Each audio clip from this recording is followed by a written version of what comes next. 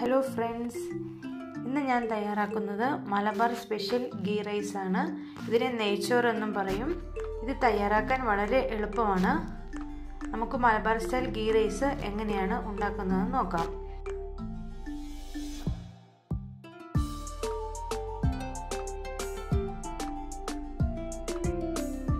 ഇതിനായി ഞാനിവിടെ 4 കപ്പ് ജീരകശാല റൈസ് എടുത്തിട്ടുണ്ട്. ഇത് 30 മിനിറ്റ് വെള്ളത്തിൽ സോക്ക് ചെയ്ത് വെച്ച ശേഷമുള്ളതാണ്. ചോറ് വേവിക്കാനായിട്ട് നെയ്ച്ചോറ് ഉണ്ടാക്കിയ ശേഷം ഗാർണിഷ് ചെയ്യാനായിട്ട് ഞാനിവിടെ കാഷ്യൂസ്, റൈസിൻസ്, ഗ്രേറ്റഡ് ക്യാരറ്റ്, നേരത്തതായി അരിഞ്ഞ സവാള എല്ലാം റെഡിയാക്കി വെച്ചിട്ടുണ്ട്.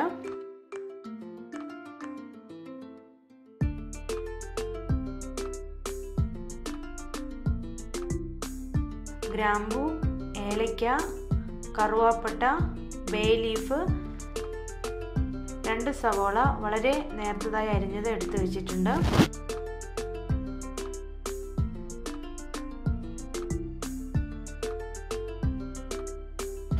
ഒരു പാൻ ചൂടാകുമ്പോൾ അതിലേക്ക് 1 ടേബിൾ സ്പൂൺ നെയ്യ് നമുക്ക് ഒഴിച്ചു കൊടുക്കാം. അതിനോടൊപ്പം തന്നെ 2 ടേബിൾ സ്പൂൺ ഓയിൽ ഒഴിക്കാം.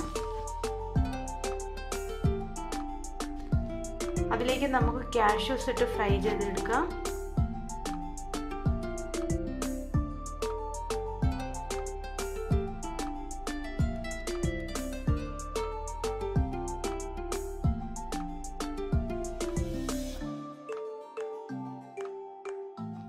ഇതിലേക്ക് ക്യാരറ്റ് ചേർത്ത് ഫ്രൈ ചെയ്യാം.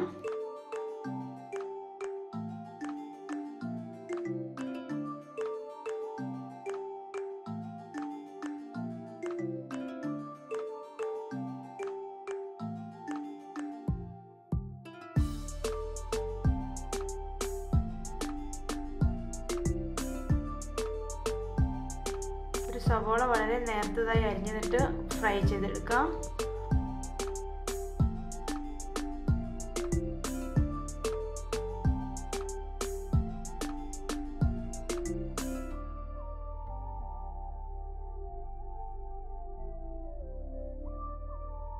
റൈസിൻസും നമുക്കിതുപോലെ ഫ്രൈ ചെയ്തെടുക്കാം.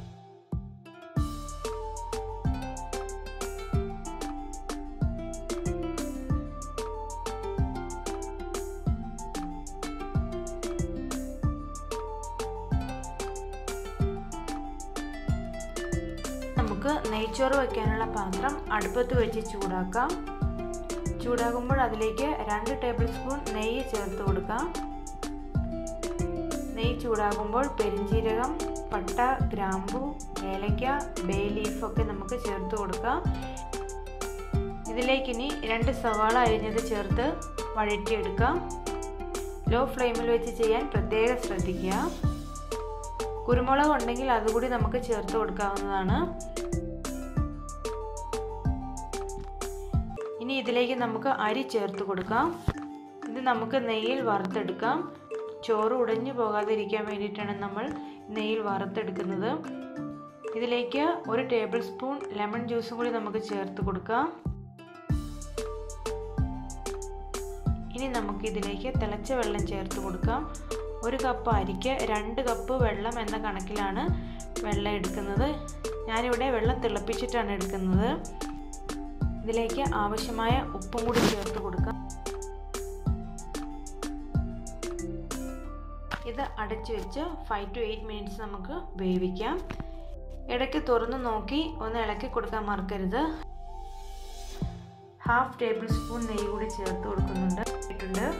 ഇതിലേക്ക് വറുത്ത് വെച്ചിരിക്കുന്ന കാഷ്യൂസ്, റൈസിൻസ്, ക്യാരറ്റ്, സവോള ഇതിൻ്റെ എല്ലാം പകുതി ഇട്ട് കൊടുക്കാം.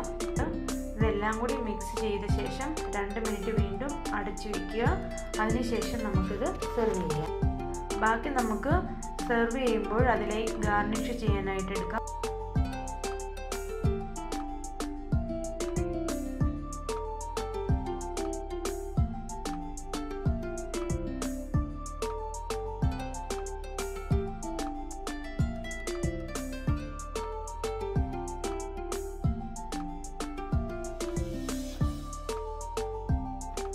എൻ്റെ ഈ വീഡിയോ ഇഷ്ടമായാൽ ഇത് ലൈക്ക് ചെയ്യാനും നിങ്ങളുടെ കൂട്ടുകാർക്കായി ഷെയർ ചെയ്യാനും മറക്കരുത്.